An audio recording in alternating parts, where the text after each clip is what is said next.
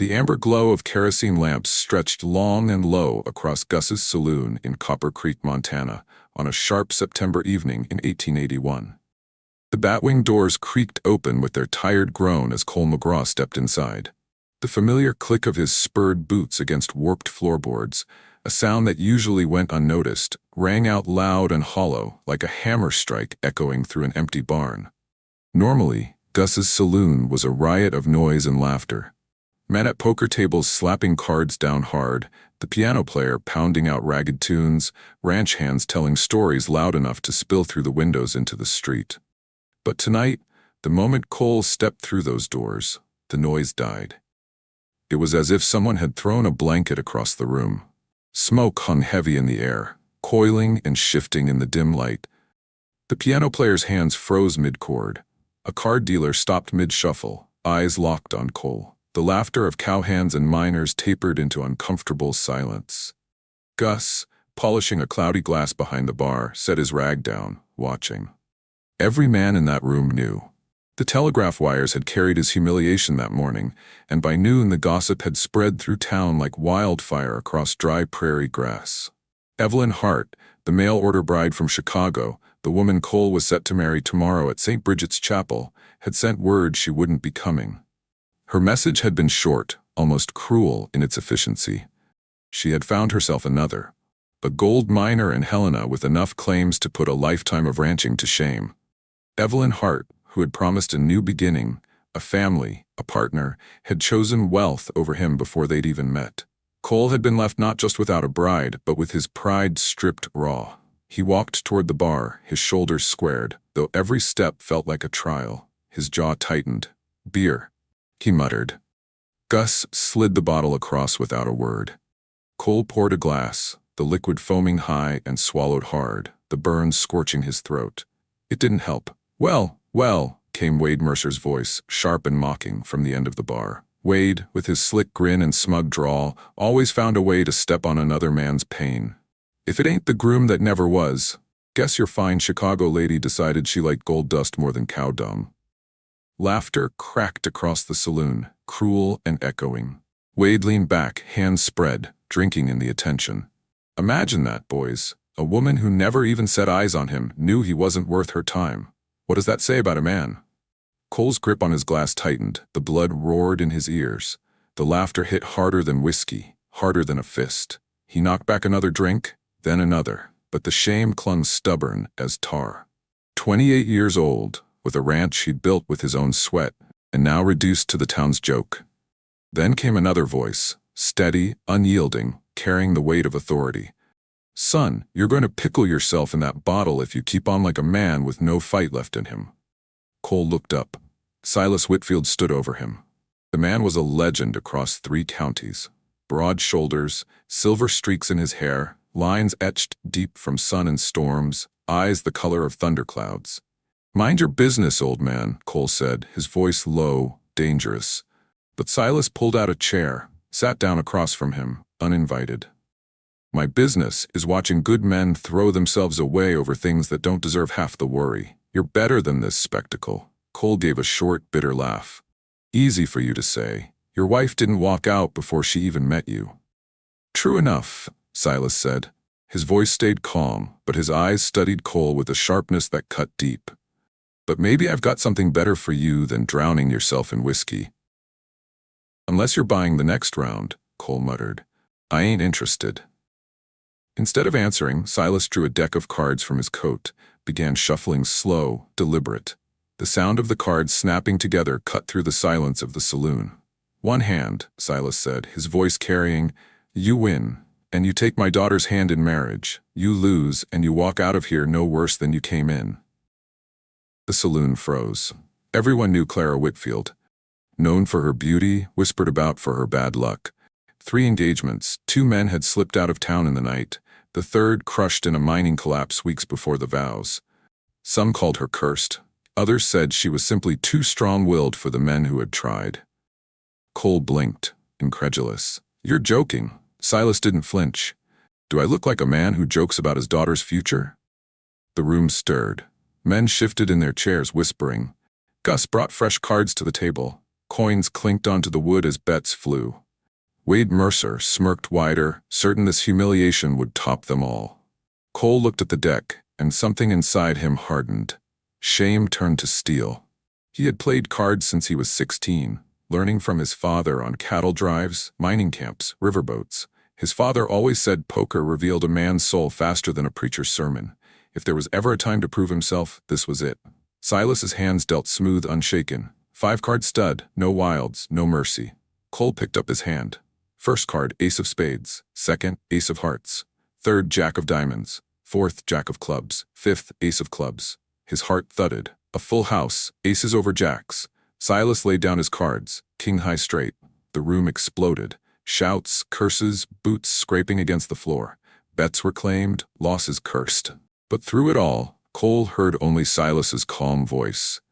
"Looks like you're getting married after all, son." Silas extended his hand. Cole rose, heart pounding with something more than drink.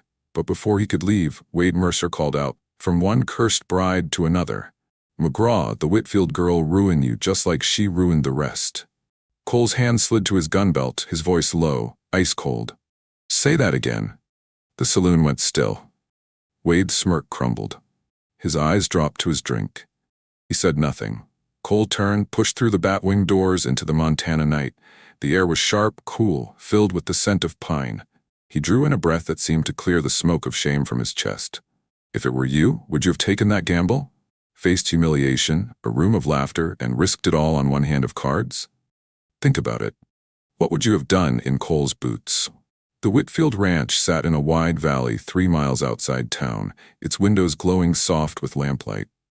As they rode up, Silas dismounted and called, "Clara, come on out here, girl." The door opened, and Clara Whitfield stepped into the night. Her auburn hair caught the lantern glow, falling loose around her shoulders. Her green eyes held sharpness, but beneath it, weariness too deep for her years. She wore a plain blue dress, patched at the seams, but she carried herself with a grace no fabric could conceal.